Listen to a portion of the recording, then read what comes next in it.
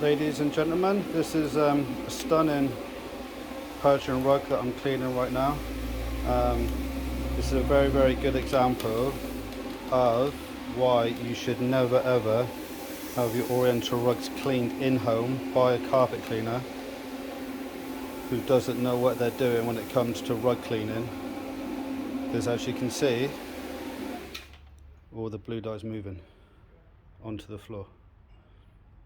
Okay, so I have customers who use rug doctors and vaxes and all sorts on their rugs at home, not knowing that dyes bleed.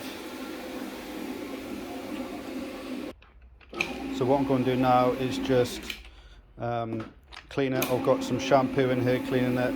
I've mixed up some acid rinse, some dye stabilizer just to help those dyes to stop setting in the rest of the rug.